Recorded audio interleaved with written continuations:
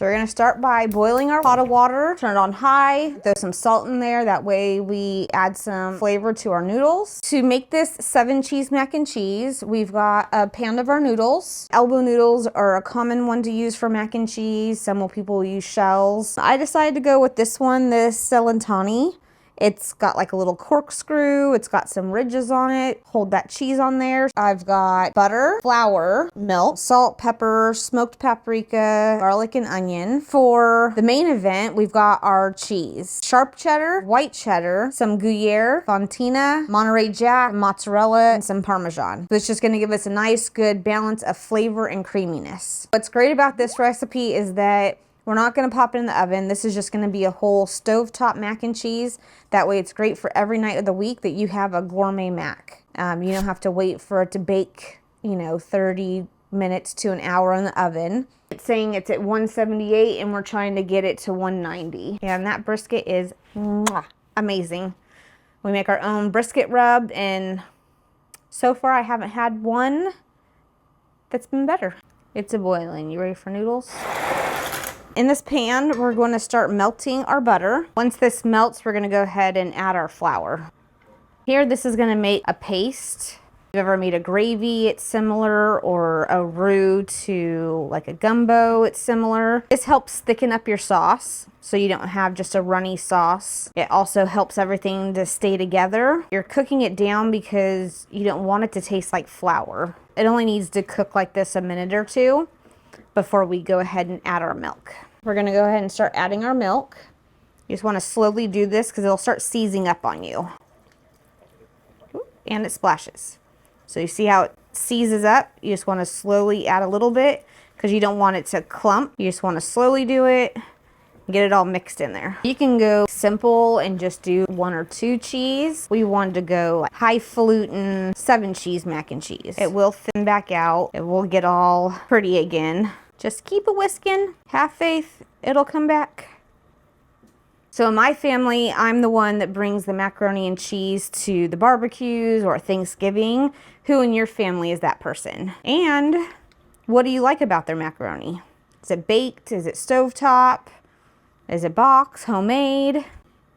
All right. I have a little bit more milk to go, but you see, had faith and it's all together now.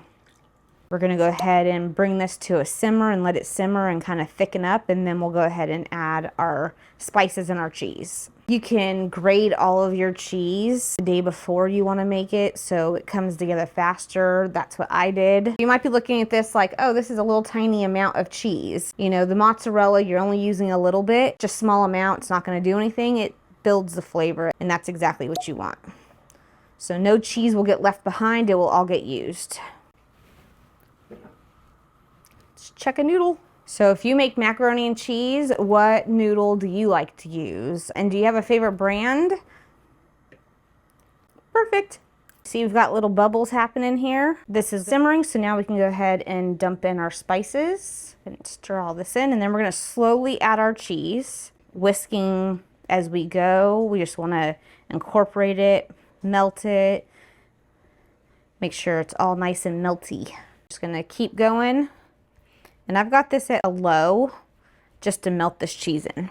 You can pick whichever ones you want to go. You're just adding them in a little at a time. And all this cheesy goodness is going to get poured all over our noodles. Now, I do recommend freshly grating your cheese. The package of cheese, they've got a lot of extra ingredients in there. You want this creamy meltiness, and you get it better from using freshly grated cheese than the packaged stuff. Cheese pull. That's like the ultimate cheese pull. So cheese sauce is done, and we're just gonna pour it over.